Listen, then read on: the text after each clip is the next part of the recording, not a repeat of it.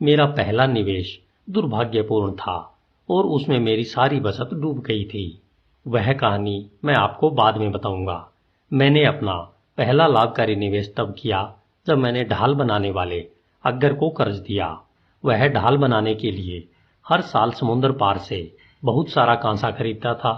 चूंकि इतना कांसा खरीदने के लिए उसके पास पर्याप्त पूंजी नहीं थी, इसलिए वह उन लोगों से उधार ले लेता था जिनके पास अतिरिक्त धन होता था। अग्गर एक सम्मानित और भरोसेमंद व्यक्ति था। जब उसकी ढालें बिक जाती थी तो वह अपना कर्ज तो चुकाता ही था, उस पर उदारता से ब्याज भी देता था। उसे दूसरा कर्ज देते समय मैं उसके चुकाए गए ब्याज को भी कर्ज में जोड़ देता था। इस तरह से न सिर्फ मेरी पूंजी बढ़ती थी बल्कि मेरी आमदनी भी बढ़ जाती थी। जब मेरी पूंजी सूद समेत मेरे पर्स में लौटती थी तो मुझे बहुत संतुष्टि मिलती थी। मेरे विद्यार्थियों, मैं आपको बताता हूँ, दौलत पर्स में खनखना रहे सिक्कों से नहीं बनती है। दौलत तो निवेश से प्राप्त आमदनी से बनती है। दौलत का अर्थ धन की वह धारा है जो लगातार पर्स में बहकर आती है और उसे हमेशा मोटा करती रहती है। हर इंसान यही तो चाहता है। आप में से हर एक की भी यही इच्छा तो है कि आपके पर्स में आमदनी लगातार आती रहे, भले ही आप मेहनत करें या कहीं सैर सपाटे पर चले जाएं। मेरी आमदनी बहुत ज्यादा है, इतनी ज्यादा कि मुझे बहुत अमीर आदमी कहा जाता है। अग्गर को मैंने जो कर्ज दिया था वह लाभकारी निवेश के क्षेत्र में मेरा पहला प्रशिक्षण था।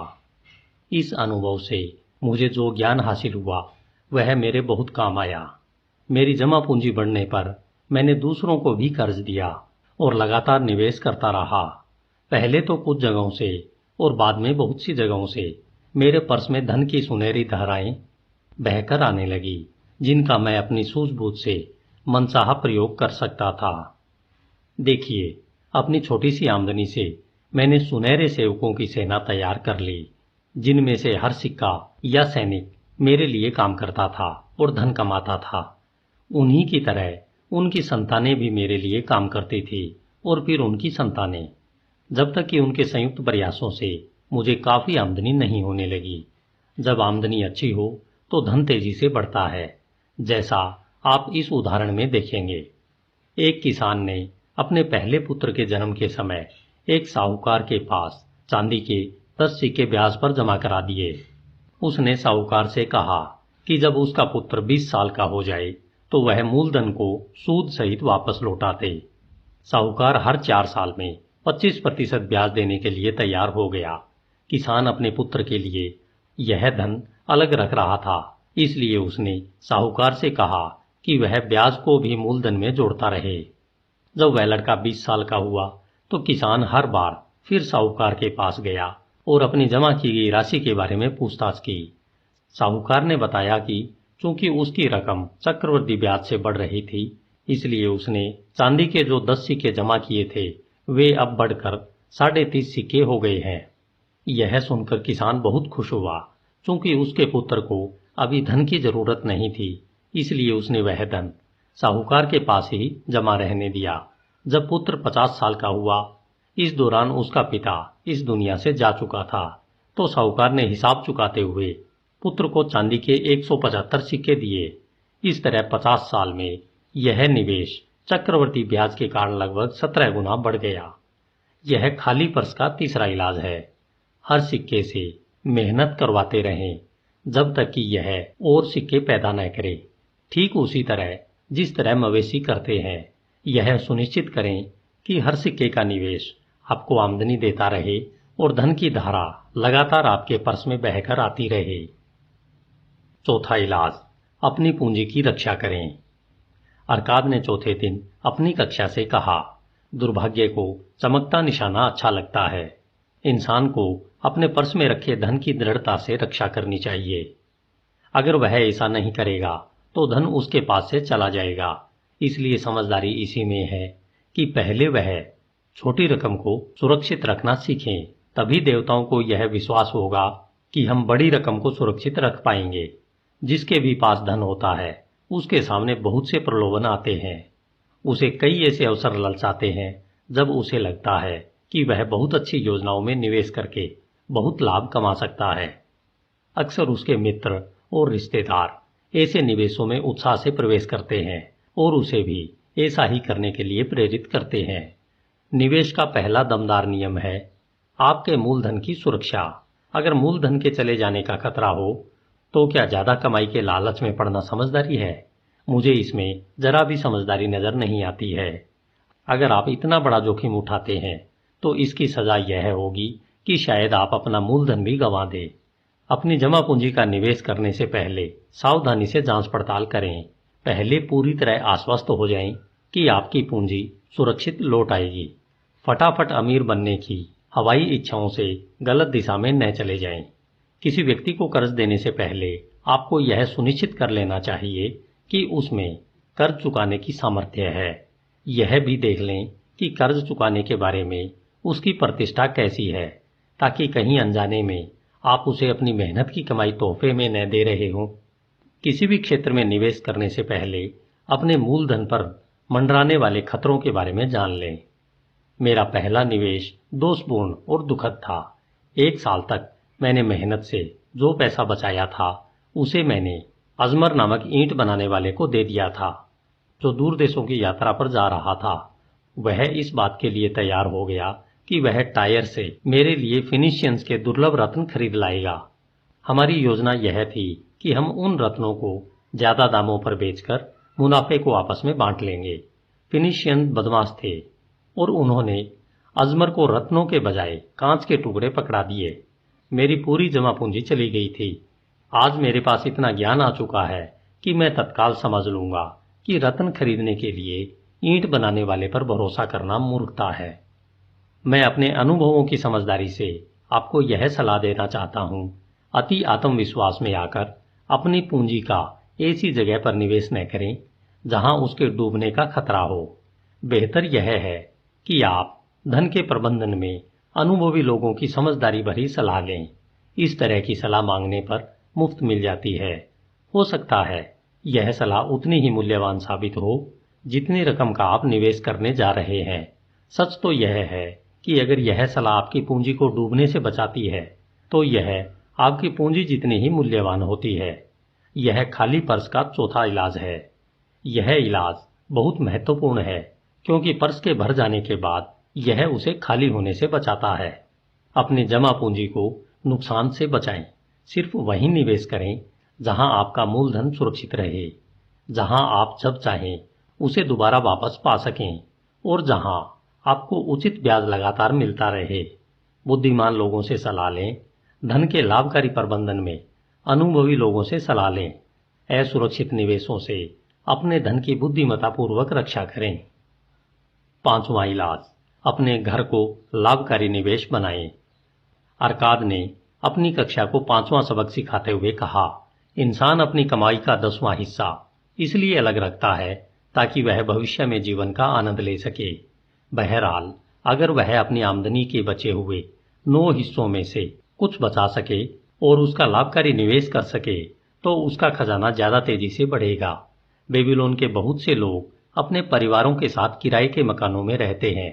हालांकि उनके आसपास का माहौल अच्छा नहीं रहता है। वे हर महीने किराए के रूप में मकान मालिक को बहुत सा धन देते हैं। अक्सर उनके मकानों में बाग बगीचे के लिए जगह नहीं होती है। उनकी पत्नियां पेड़ पौधे नहीं लगा पाती है जिनसे हर औरत को खुशी मिलती है। उन मकानों में बच्चों के खेलने के लिए कोई जगह नहीं होती है, इसलिए वे गंदी गलियों में खेलते रहते हैं। किसी भी व्यक्ति का परिवार तब तक पूरी जिंदगी का आनंद नहीं ले सकता जब तक कि उसके मकान में इतनी जगह न हो कि उसके बच्चे साफ सुथरी धरती पर खेल सकें और उसकी पत्नी न सिर्फ सुंदर फूल उगा सकें बल्कि परिवार को खिलाने के लिए अच्छी सब्जियां भी उगा सकें। अपने पेड़ों के अंजीर और अंगूर खाकर हर इंसान खुश होता है। अपने घर का स्वामी बनने में उसे गर्व का एहसास होता है। इससे उसका आत्मविश्वास बढ़ता है और वह अपने सभी प्रयासों में ज्यादा मेहनत करता है। इसलिए मैं यह सलाह देता हूं कि हर आदमी के पास अपना खुद का मकान होना चाहिए जिसमें वह और उसका परिवार रह सके। अपने घर का मालिक बनना कोई खास मुश्किल काम नहीं है। जिस व्यक्ति में भी इच्छा शक्ति हो वह ऐसा कर सकता है। हमारे महान सम्राट ने बेबीलोन की दीवारों को इतनी दूर तक फैला लिया है कि इसके भीतर बहुत सी खाली जमीन पड़ी है जिसे बहुत उचित कीमत पर खरीदा जा सकता है। मेरे विद्यार्थियों, मैं आप लोगों से यह भी कहता हूं कि साहूकार खुशी खुशी उन लोगों को उधार दे देते हैं जो अपने परिवार के लिए जमीन और मकान खरीदना चाहते हैं।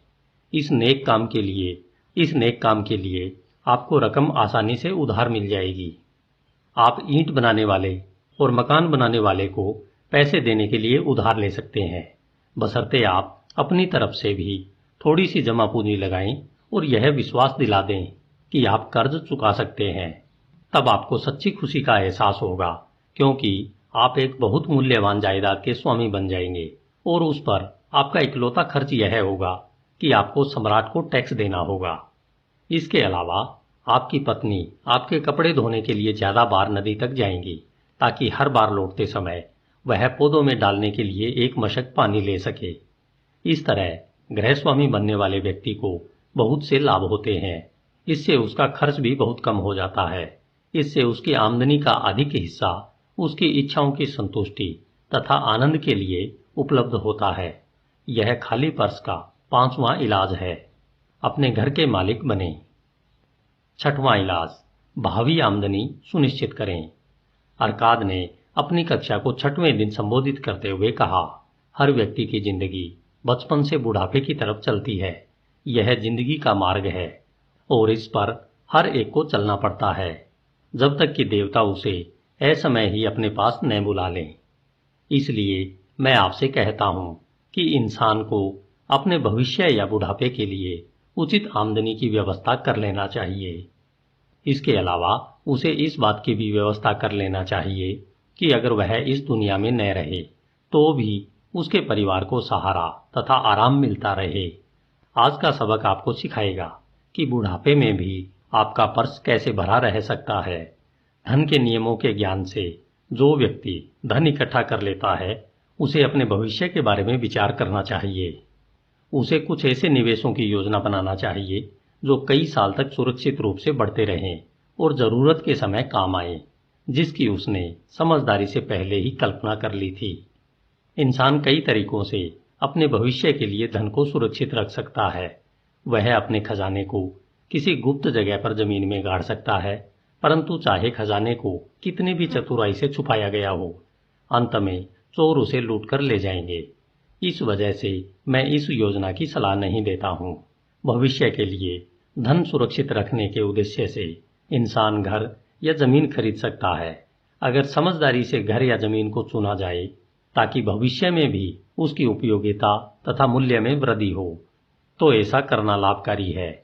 भविष्य में इस जायदाद को बेचकर अपने लक्ष्य को हासिल किया जा सकता है। इसके अलावा इंसान नियमित रूप से साहूकार के पास छोटी छोटी राशियां जमा करके अपने धन को बढ़ा सकता है। साहूकार द्वारा दिया जाने वाला ब्याज जब मूलधन में जुड़ जाएगा तो धनराशि बहुत बढ़ जाएगी। मैं आसन नाम के मोची को जानता हूँ। कुछ समय पहले उसने मुझे बताया था कि 8 साल से हर सप्ताह वह साहूकार के पास चांदी के 2 सिक्के जमा कर रहा है। साहूकार ने उसे हाल ही में उसका हिसाब बताया, जिसे सुनकर वह बहुत खुश हुआ। उसने जो छोटी छोटी राशियां जमा की थी वे हर 4 साल में 25% ब्याज की आम दर से बढ़कर अब चांदी के 1040 सिक्कों में बदल गई है। मैंने खुश होकर उसे आगे भी बचत करने के लिए प्रोत्साहित किया। अपने अंकों के ज्ञान से मैंने उसे बताया कि अगर वह 12 साल तक हर हफ्ते चांदी के 2 सिक्के जमा करता रहेगा तो साहूकार उसे चांदी के 4000 सिक्के देगा और इतनी रकम उसकी पूरी जिंदगी के खर्च के लिए पर्याप्त होगी। जब नियमित रूप से जमा करने पर छोटी राशि इतने लाभकारी परिणाम देती है तो किसी व्यक्ति का व्यवसाय या निवेश कितना ही समृद्ध हो, उसे यह व्यवस्था कर लेना चाहिए कि उसके बुढ़ापे और परिवार की रक्षा के लिए पर्याप्त दौलत हो। मेरी इच्छा होती है कि मैं इसके बारे में और भी कुछ कहूँ। मेरा यह विश्वास है कि किसी दिन समझदारी से सोचने वाले लोग मौत के खिलाफ परिवार को सुरक्षित रखने की योजनाएं बनाएंगे। इस योजना में बहुत से लोग नियमित रूप से छोटी सी राशि जमा करेंगे और उस जमा राशि से एक अच्छी रकम मृत सदस्य के परिवार को दी जाएगी। मैं चाहता हूं कि ऐसा हो और मैं ऐसा करने की प्रबल सलाह देता हूं, परंतु आज यह संभव नहीं है, क्योंकि यह काम किसी इंसान या पार्टनरशिप की जिंदगी तक सीमित नहीं है। इस तरह की योजना को सम्राट के सिंहासन की तरह स्थिर होना चाहिए। मुझे लगता है कि किसी दिन इस तरह की योजना बनेगी और यह बहुत से लोगों के लिए वरदान साबित होगी, क्योंकि सिर्फ पहले छोटे भुगतान के बाद ही व्यक्ति के मर जाने पर उसके परिवार के लिए दौलत की व्यवस्था हो जाएगी। परंतु चूंकि हमारे समय में इस तरह की योजना नहीं है और हमारे जीवन काल में ऐसी योजना होगी भी नहीं, इसलिए हमें अपने संसाधनों का लाभ उठाकर अपने लक्ष्य को हासिल करने के दूसरे तरीके खोजना चाहिए। इसी वजह से मैं सब लोगों को सुझाव देता हूं कि वे अच्छी तरह सोचकर समझदारीपूर्ण तरीकों से अपने बुढ़ापे के लिए धन की व्यवस्था कर लें, क्योंकि जब कोई आदमी कमा नहीं सके या जब परिवार का मुखिया चला जाए तो खाली पर्स बहुत दुख का कारण बन जाता है। तो खाली पर्स का छठवां इलाज है अपने बुढ़ापे और अपने परिवार की रक्षा के लिए पहले से ही व्यवस्था कर लें।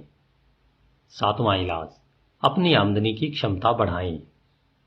अरकाद ने 7वें दिन अपनी कक्षा को संबोधित करते हुए कहा, मेरे विद्यार्थियों, आज मैं आपको खाली पर्स का एक सटीक उपचार बताने जा रहा हूं, परंतु आज मैं धन के बारे में नहीं बल्कि आपके बारे में बातें करूंगा, जो अलग अलग रंगों के कपड़ों में मेरे सामने बैठे हैं।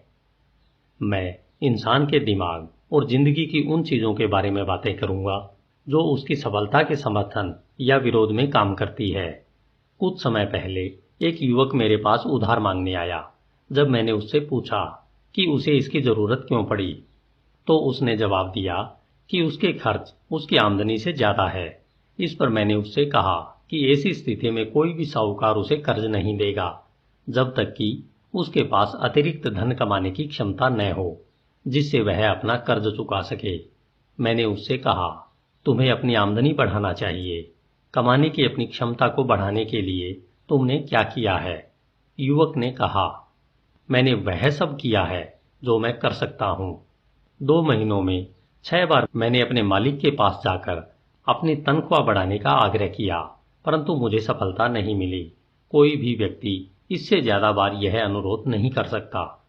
हम उसके भोलेपन पर हंस सकते हैं, परंतु उस युवक में आमदनी को बढ़ाने के लिए आवश्यक एक महत्वपूर्ण गुण था। उसमें ज्यादा कमाने की प्रबल इच्छा थी, जो बहुत उचित और सराहनीय है। उपलब्धि से पहले उसकी इच्छा होना चाहिए। आपकी इच्छाएं प्रबल और निश्चित होनी चाहिए। सामान्य इच्छाएं सिर्फ कमजोर चाहत होती है। अगर किसी इंसान में सिर्फ अमीर बनने की चाहत है तो उससे कोई फायदा नहीं होगा, परंतु जिस व्यक्ति में 5 स्वर्ण मुद्राएं कमाने की इच्छा है, उसकी इच्छा निश्चित है और वह इसे पूरा कर सकता है। जब वह इसे हासिल करने के लिए लक्ष्य की शक्ति का प्रयोग करेगा और सफल हो जाएगा, तो अगली बार वह 10 स्वर्ण मुद्राएं कमाने के लिए उन्हीं तरीकों का प्रयोग कर सकता है, फिर 20 मुद्राओं के लिए और बाद में 1000 मुद्राओं के लिए, और देखते ही देखते वह अमीर बन जाएगा। अपनी एक निश्चित छोटी इच्छा को पूरी करना सीखकर उसने बड़ी इच्छा पूरी करने का प्रशिक्षण पा लिया है। इसी प्रक्रिया से दौलत हासिल की जाती है, पहले छोटी राशि फिर उससे बड़ी राशि, जब तक कि इंसान सीखकर ज्यादा सक्षम नहीं बन जाता। इच्छाएं आसान और निश्चित होना चाहिए। अगर वे बहुत ज्यादा या बहुत जटिल हों या ऐसी हों जिन्हें हासिल करने का प्रशिक्षण उस व्यक्ति के पास न हो, तो सफलता नहीं मिलती है। जब मनुष्य अपने काम में ज्यादा कुशल बनता है तो वह अपनी कमाने की क्षमता को भी बढ़ा लेता है। जब मैं गरीब नकल नवीस था तो हर दिन कुछ सिक्कों के बदले में मृदा पत्र लिखता था, तो मैंने देखा कि कुछ नकल नवीस मुझसे ज्यादा काम करते थे और इस कारण उन्हें मुझसे ज्यादा आमदनी होती थी। इसलिए मैंने यह संकल्प किया कि मैं भी उनके जितना काम करूंगा। उनका ज्यादा सफल होने के कारण जानने में मुझे ज्यादा समय नहीं लगा। मैंने अपने काम में ज्यादा रुचि ली, एकाग्रता से काम किया, अपने प्रयास में ज्यादा लगन का प्रयोग किया और देखते ही देखते मैं जितने मृदा पत्रों पर लिखता था बहुत कम लोग उससे ज्यादा लिख सकते थे। जल्दी ही मुझे अपनी बढ़ी हुई क्षमता की वजह से पुरस्कार मिला। अपनी क्षमता बढ़वाने के लिए मुझे अपने मालिकों के पास 6 बार जाने की जरूरत भी नहीं पड़ी। हमारे पास जितना ज्ञान होता है हम उतना ही ज्यादा कमा सकते हैं। जो व्यक्ति अपनी कला में ज्यादा निपुणता हासिल करने की कोशिश करता है उसे उसके अच्छे पुरस्कार मिलते हैं। अगर वह कारीगर है तो वह अपने व्यवसाय में सर्वाधिक योग्य व्यक्ति से सीख सकता है। अगर वह कानून या उपचार के क्षेत्र में मेहनत करता है तो वह अपने व्यवसाय के बाकी लोगों से विचार विमर्श कर सकता है या उनकी सलाह ले सकता है। अगर वह व्यापारी है तो वह लगातार अच्छी चीजों की तलाश कर सकता है जिन्हें कम कीमतों पर खरीदा जा सके। मनुष्य की स्थितियां हमेशा बदलती और सुधरती रहती है, क्योंकि बुद्धिमान लोग नई योग्यताएं सीखते रहते हैं ताकि वे बेहतर ढंग से उनकी सेवा कर सके, जिनके संरक्षण पर उनकी प्रगति निर्भर है। इसलिए मैं सभी व्यक्तियों से आग्रह करता हूं कि वे प्रगति की पहली कतार में खड़े रहें और स्थिर न रहें, क्योंकि स्थिर खड़े रहने पर वे पीछे रह जाएंगे। बहुत सी चीजें इंसान की जिंदगी को लाभकारी अनुभव से समृद्ध बनाती है। अगर किसी इंसान में आत्मसम्मान है तो उसे आगे बताए गए काम करना चाहिए। उसे अपना कर्ज यथासंभव शीघ्रता से चुकाना चाहिए और ऐसी चीजें नहीं खरीदना चाहिए जिनका वह भुगतान न कर पाए।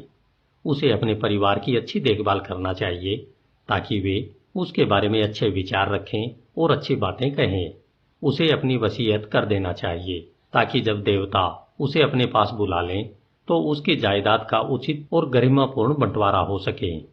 उसे दुर्भाग्य के शिकार लोगों पर दया करना चाहिए और तार्किक सीमाओं के भीतर उनकी मदद करना चाहिए। उसे अपने प्रियजनों के प्रति विचारपूर्वक काम करना चाहिए। इस तरह खाली पर्स का 7वां और अंतिम इलाज है अपनी शक्तियों का विकास करना, अधिक बुद्धिमान तथा योग्य बनने के लिए अध्ययन करना, आत्मसम्मान से काम करना। ऐसा करने पर आप में यह आत्मविश्वास आ जाएगा कि आप सावधानीपूर्वक सोची गई इच्छाओं को पूरा कर सकें। तो खाली पर्स के 7 इलाज ये है जो मैंने लंबे और सफल जीवन के अनुभव से सीखे हैं। मैं दौलत चाहने वाले सभी लोगों से इन पर अमल करने का आग्रह करता हूँ। मेरे मित्रों, बेबीलोन में इतना सोना भरा पड़ा है जिसकी आप कल्पना भी नहीं कर सकते। यहाँ पर सबके लिए प्रचुर दौलत है। आगे बढ़ें और इन सच्चाइयों पर अमल करें ताकि आप समृद्ध और दौलतमंद बन सकें, जो आपका अधिकार है। आगे बढ़ें और इन सच्चाइयों को दूसरे लोगों को भी सिखाएं ताकि हमारे सम्राट का हर सम्मानित नागरिक हमारे प्रिय शहर की अपार दौलत में सहभागी बन सकें। धन्यवाद। HindiAudiobook.com